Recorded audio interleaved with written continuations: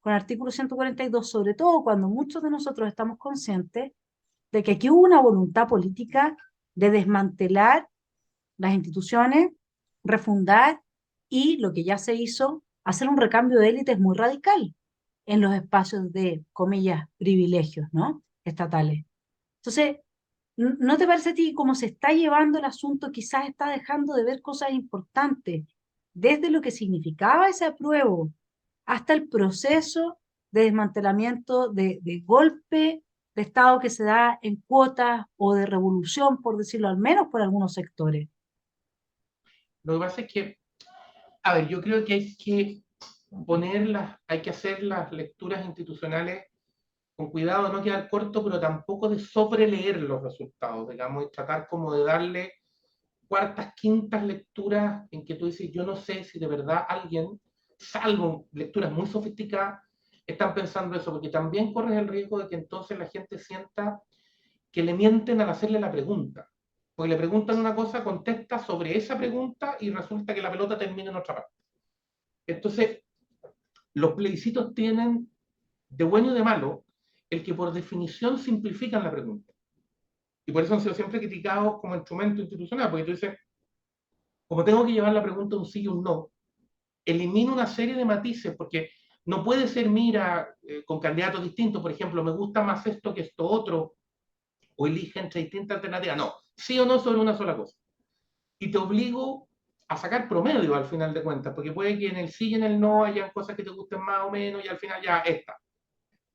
Pero yo creo que cuando tú miras no solo las encuestas, eh, que son el único herramienta que tenemos, pero las encuestas que medían en el tiempo, sino que las declaraciones de quienes hicieron la campaña, por lo tanto, de quienes trataron de darle contenido al voto en ambos lados. Tú, la declaración mayoritaria en el rechazo del plebiscito de salida fue pronúnciese sobre este borrador, sobre esta propuesta. Y la discusión fue sobre el texto, no sobre el proceso en el sentido de si tú querías o no una nueva. ¿El texto estaba tenido por el proceso? Sí, porque yo creo que el proceso tuvo tantas cosas malas, tanto del hilo refundacional, que fue imposible desacoplarlo de los resultados mismos, y por lo tanto la gente rechazaba el proceso y el texto como parte de... Pero me cuesta creer que de verdad la gente que rechazó la propuesta de la convención haya dicho me quiero quedar con la vigente. Yo creo que ese salto, esa consecuencia siguiente, no sé si da con la voluntad expresada, dada la manera en que está planteada la pregunta. Y porque además la norma constitucional no podía decir una cosa distinta, la verdad, porque si no te quedaba en el vacío. La norma constitucional tenía que decir que mientras se redactara una constitución nueva seguía vigente la actual, porque no tenías alternativa, porque era además la que soportaba todo el proceso.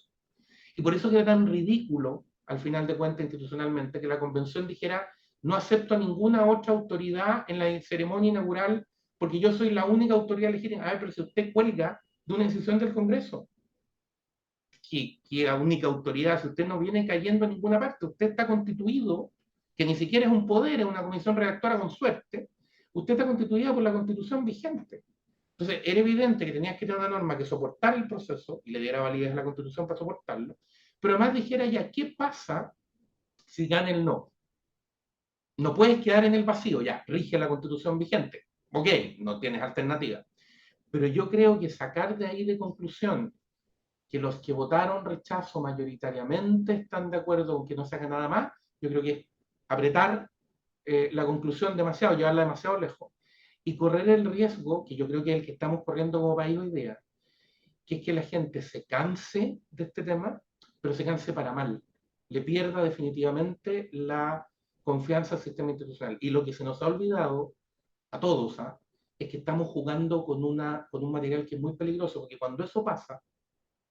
eh, cuando eso pasa aparece Hitler, aparece Lenin, aparecen todos estos niños, porque se te produce un vacío. A mí me preocupa mucho que Chile en algún momento estuvo cerca de aquello de Argentina cuando llegaron a tener como 5 presidentes en 3 o 4 meses, ¿te acuerdas? En los 2000, que hay una manifestación donde aparece un letrero que dice que se vayan todos. Ya, pero si se van todos, uno sigue esa lógica, si se van todos, ¿quién queda? Y ahí tienes el riesgo de que aparezca un caudillo, ese caudillo se lleve todo el sistema puesto, diga que el problema es del sistema, porque todos los sistemas son corruptos y que tenemos que seguir a una especie de líder carismático, único, no sé qué. Que lo peor de la crisis, después del 18 de octubre, nos salvamos porque no existía ese líder. Así Y es. porque En Venezuela sí, pues. El punto fue en ese. Venezuela se paró una persona y apareció, y mira cómo Eh, están. En eh. Chile la propia revuelta no logró ser controlada por nadie, no quiso que nadie la administrara, al menos abiertamente. Tú puedes discutir si había gente por fuera, por debajo, en fin, ya esas son otras teorías. Pero no había alguien que pudiera decir, esto lo catalizo yo, y el líder de esto soy yo. Entonces, yo creo que eso salvó de nuevo al país de un riesgo muy grande, que es el caudillo sin límite. Entonces, yo temo que si hoy día nosotros no encauzamos esto razonablemente bien, corremos ese riesgo, y para mí encauzarlo razonablemente bien es devolverlo a las instituciones tradicionales. Por eso que para mí, puedo sonar muy antiguo en esto, pero para mí el rol del Congreso en esto es fundamental. Tiene que pasar por el Congreso, porque tiene que ser, vuelve a la estructura de donde no debió salir nunca.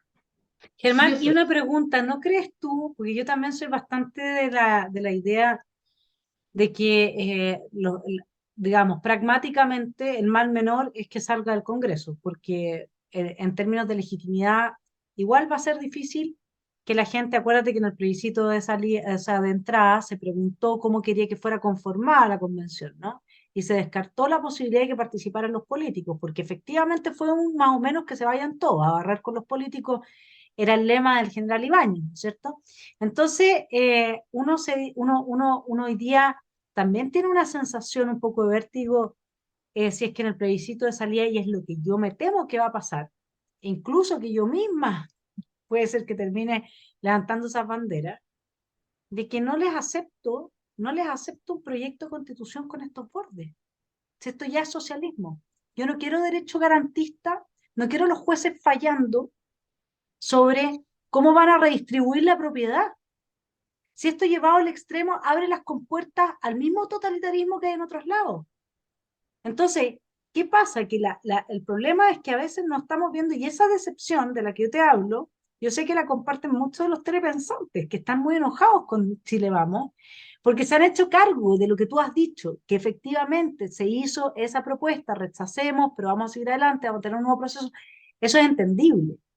El punto es si es que se está mirando cuál es la reacción que puede haber de parte de quienes hoy día ven en este proceso una cuota más del golpe de Estado y que por otro lado observan que quienes están en el poder, que si esto vuelve al Congreso y por ejemplo no hubiesen convencionales elegidos o se mantienen estos bordes bien cercanos al socialismo y que en el extremo pueden ser llevados hasta que no podamos vivir, digamos, con esos mismos bordes podríamos no llegar a vivir. Eh, entonces esa gente puede ser que transforme el plebiscito de salida, el próximo de salida, en un plebiscito de entrada. ¿Me entienden la lógica? Sí, Es no, te decir, entiendo. Sí, lo que pasa es que, a ver, yo creo que el desafío tiene dos partes, me parece. Una, creo que hay que restablecer la confianza en las instituciones, y eso, más allá del discurso, tiene que ver con que las instituciones se hagan cargo y que se hagan respetar, digamos, que digan ya, a nosotros nos corresponde hacer esto, nos hacemos responsables. En vez de seguir mirando para el lado, para la galería y decir, no, que vengan otros, no, a ver, esto me toca a mí y lo vamos a hacer de esta manera y vamos a pagar costos. Vamos a pagar costos porque la única manera de hacerlo es pagar costos. ¿Eso significa que hay gente a la que no le va a gustar? Sí, vamos a tratar de hacer lo mejor posible, vamos a explicar, vamos a dar argumentos y vamos a tratar de llegar a un acuerdo lo más ancho posible para que esto se soporte, digamos. Y dos, yo creo que la segunda parte de eso es el contenido de la siguiente propuesta. Que aquí tienes un desafío no solo de armar un procedimiento razonable y de continuar esto razonablemente bien, sino que de lograr un texto que también sea sensato. Porque probablemente, dado todo lo que ha pasado y todo lo que se ha discutido, va a ser un texto que no va a dejar contento a todos en todo, ¿no? Probablemente va a ser un texto en que tú vas a decir, ah, a mí me habría gustado que esto quedara así, que esto, ya, está bien. Pero va a ser un texto tan mal hecho como era, a mi juicio, el que nos propusieron recién. Si logramos que no sea eso, logramos, digo, como país, que sea un texto razonable. Aunque tú digas, mira, tú lograste una parte muy importante, pues lograste que el sistema reseteara para bien, me parece.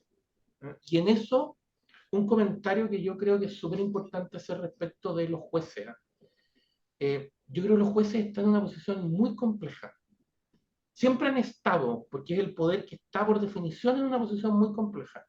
Pero ahora más que nunca, porque están estironeados en una situación que es bien complicada de resolver. Una, porque tú mirabas el proyecto de la convención y tú decías, esto es una manera de intervenir el Poder Judicial y desarmarlo como lo conocemos, terminar con los jueces autónomos. Y la defensa de las libertades y el Estado de Derecho y el orden social libre como lo conocemos supone jueces independientes. Jueces independientes del poder de turno, por lo tanto independientes del que me cae mal cuando yo estoy en la oposición, pero también independientes de mí cuando yo gobierno. O sea, de nuevo, sujetos capaces de decirme no, señor. ¿Por qué no? Porque la ley dice todo otro, porque, en fin. Pero a la vez, el gran desafío es cuáles son las reglas que siguen esos jueces.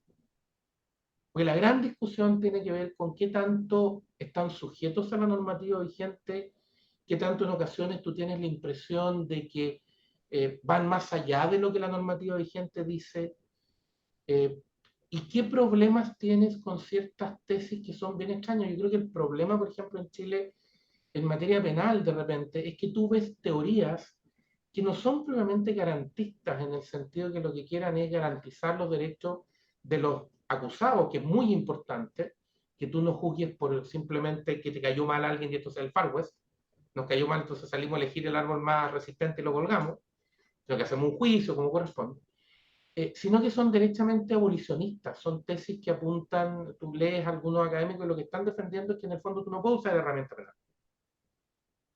Entonces, claro, si sostienes esa tesis, no puede existir sistema de penas ninguno, digamos, te fuiste a otro lado.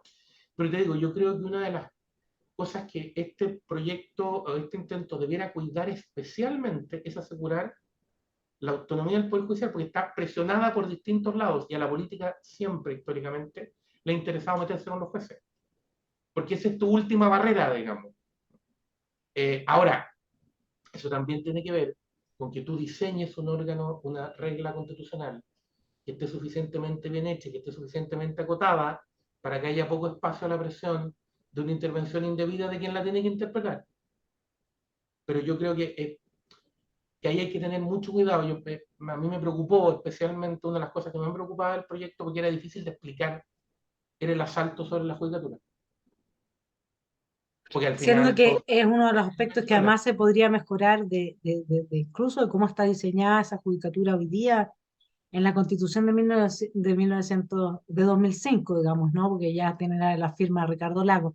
Germán, hemos cumplido nuestro tiempo y nos quedamos, como yo sabía y te lo predije, como buena maga que soy adivina, con miles de Claro, temas en que profundizar.